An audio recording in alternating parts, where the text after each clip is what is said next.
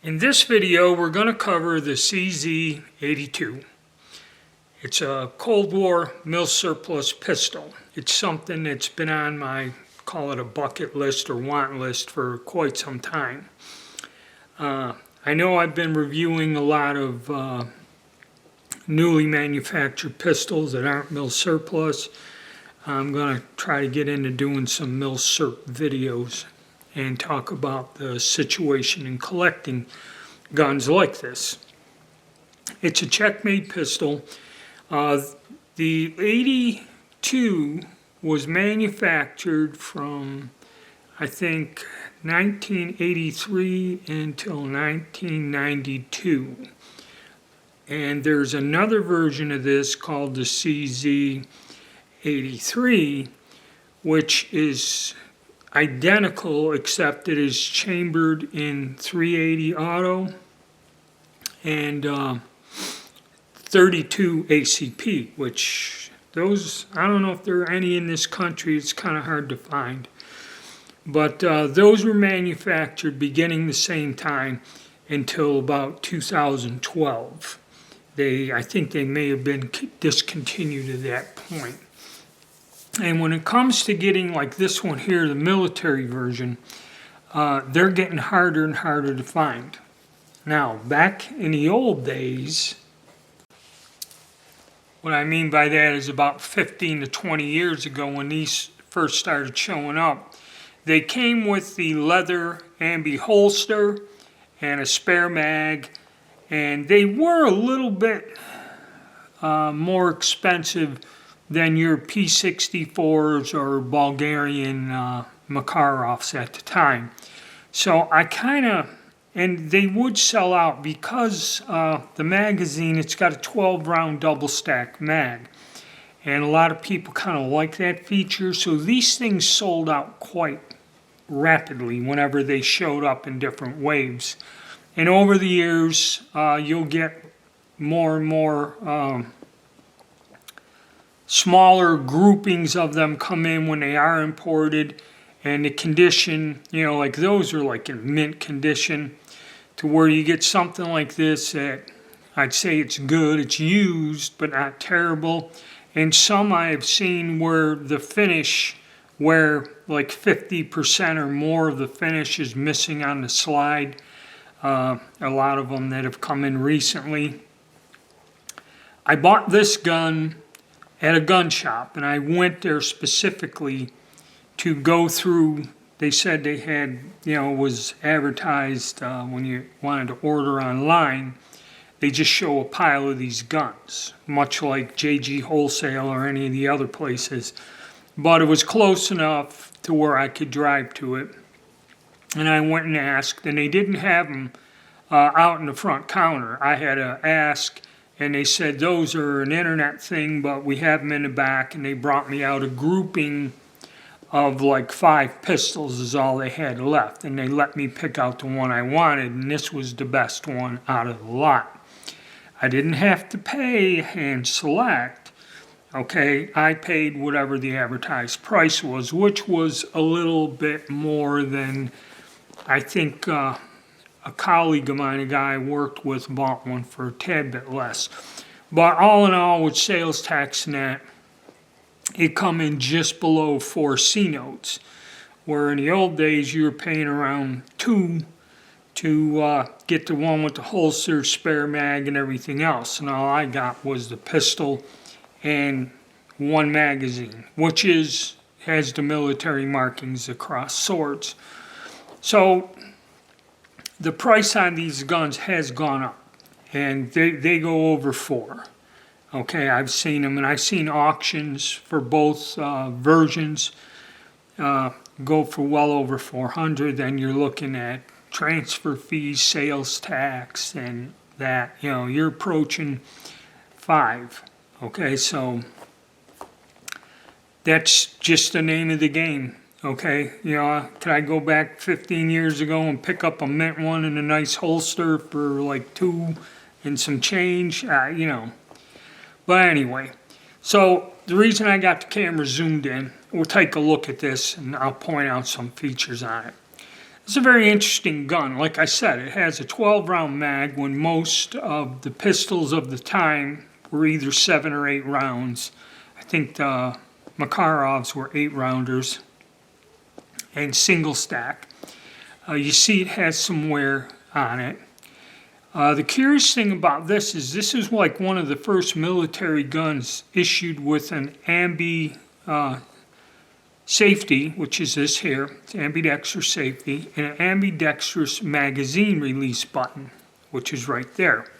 And this works on either side without having to switch it.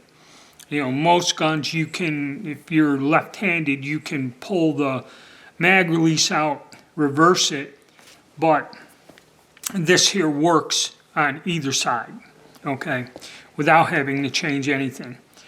And you have your extractors, serial numbers, and serial numbers on the slide, and this is part of the frame. When we take the slide off, I'll show you. Your extractor, a little, I don't know what that symbol is there. The manufacture date is 1989, and the cross swords is a military symbol. You got a front sight that is pinned with a roll pin into the slide, and the rear sight is driftable, okay? And that's about it for the markings, but these markings down here on the frame denote that this is a military issue gun. Now when we go to the other side, the left side, it's devoid of any markings whatsoever. There's nothing really to look at. Here is your safety and your slide release or slide stop. And that's about it. And your ambi magazine release. On the 82, this area right here is where it will be scrolled. A lot of them have something written. It'll be CZ82 and the caliber, 380 auto will be in this area here. Now I have heard that they may have taken some surplus military guns and redid them, probably put a new slide or barrel on, and converted them to 82s, changed the caliber for sale in the surplus market. All right, now we'll take a little bit closer look at the functioning and all that other fun stuff. All right, now we'll take a look at it a little bit further away. This is I don't know what this finish is, but it's noted that it's not that durable, and that's why you'll find some of these with a lot of finish loss. And one individual pointed out that a certain flap-style police holster, if you notice there's wear right where the tip of my finger is, that in this police holster, when you flip the flap over, there's a button to lock it, and that's right, it lines up right there. So this may have been used by the police at one time. And like I said, it takes a double stack 12-round mag. Okay, this one doesn't have the military marking on it. It just says CZ, and I bought this, I guess used, it was like 24. But the ones with the military markings on them and that, they go for like 35 up, 40 or more. Okay, so getting a spare mag can be an expensive proposition when you're looking at half a C to get it. And like I said, this works like that. And how do you know if you have a military magazine? If you look down on the bottom, the little cross swords there tells you that's I guess that's their military marking for military issue. And there we go. And like I said, without having to change it, it'll eject it from the other side. Standard slide stop here, and that's your safety, which can work either way. And this is, and when you put the safety on, there's no decocker. This is a single action, double action pistol. Again, with no decock like some of the other versions may have that feature, this does not. Alright. And this one has sights. There's a white insert on the front sight and 2 dots on the rear. So this actually, in mine, are in pretty good shape. You can see them. So that's kind of an added bonus. And like I said, mags are kind of tough to find. They can be expensive.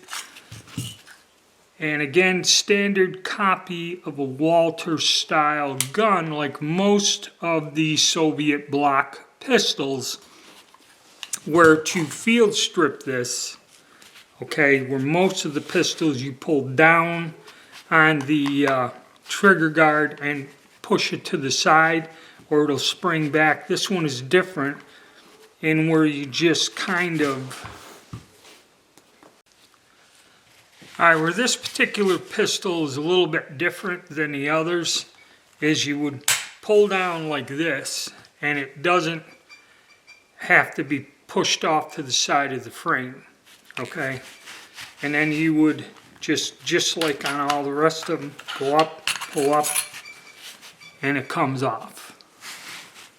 Very simple, very basic firearm, easy to clean and maintain. You know, and I believe you can get a recoil spring from Wolf. These are common enough. Now this particular gun, the one strange thing about it, if we can look at it here, is it has a polygon rifling with a chrome lined barrel, which looks like a smoothbore. I don't know if the camera's picking it up. When I was examining this gun, I said, that is weird, man. It looks like it's a smoothbore. You don't really see the rifling unless you get a bore light and kind of bounce it off and see. Parts for these guns were available, okay, but now as time goes on, you'll see less and less of them becoming available as they sell out, as the spare parts will sell out. And to get the gun back together again, it's just like all the rest of them. And like I said, I like, depending on how beat up they are, if Wolf makes springs, I like replacing the springs. And you just slide it back and push this up and you're ready to go. Now I paid a little more for this because of the finish. You'll find that when you get them where the finish is pretty rough on them, they're hard to resell, and it's always better to have a nicer looking gun, you know, when you're collecting. You want to get the best example you can, and sometimes it costs a tad bit more. And as time goes on and the supply dries up, these spare parts, spare mags, and that will also just not be available, okay? Or the price will also go up on them. So this is a nice little addition. It fills a hole in my Cold War communist bloc collection of pistols. I'll do a video looking at all of the different versions from the communist bloc Cold War era issue guns to different militaries. They're all in the 9mm Makarov, which was kind of the standard pistol round for the Warsaw Pact troops and different armies in those countries. So I hope you enjoyed it. You know, pretty basic gun. Got it in my collection. They are getting harder to find in decent shape, and the price is going up. It's like, and for like the holsters, The leather holsters, you can find a lot of them that are damaged and need to have the straps or stuff restitched for about anywhere from 15 to 20. To get mint condition ones are up to half a C or more, you know. So holster options, if you go to eBay, there was a guy in the Czech Republic selling a couple different variations, and one is a nylon camo one, which I got, and I'm having it sent to me. And it is a actual surplus holster, and that is used. So, and that come out to about $30, you know, all together with shipping and all that other fun crap, sales tax, you know. So there we go. Interesting look at a pistol that I've been wanting to get for years, because I went to a gun show and seen one with the leather holster and everything else. And I mean, it was, I think, over $5. And, you know, I just couldn't justify buying it, you know, at that price. But unfortunately, that's the way the Milsurp market is. And as time goes on, you will see less and less of these coming in, any large imports. Also, the quality and condition also goes down. Okay, and for some strange reason, the Mosin crate, he brought a bunch of these in, and usually the way he does it, he'll show you the stuff he has, and then you gotta, one thing, send an email or whatever. And I guess when he had a bunch of these in last year, they didn't sell like his stuff sells, and he said that if they become available again, he's not going to pick them up. And I've seen on several sites where they've come in like more than 4, and after about 6 months, you'll see they drop. And I think the condition on them were a little bit worse than this one here. This one's in nice shape, but they don't seem to move. I think another reason is the caliber of the 9mm Mac is no longer inexpensive. I think I bought a case of Wolf ammo for my Makarov, and it was, I think the 1,000-round case is like 90, and the guy sold the box or two out of it, so I got it for 80-something. And now that's, I told you, the Mac, that's one of the calibers that's kind of pricey still and hard to find. You'll be getting it, the days of the Milsurp are gone. You can get some huge case quantities, but it's only a few pennies cheaper than buying factory grade ammo, where you can get 1 or 2 boxes, you know, or newly manufactured factory ammo.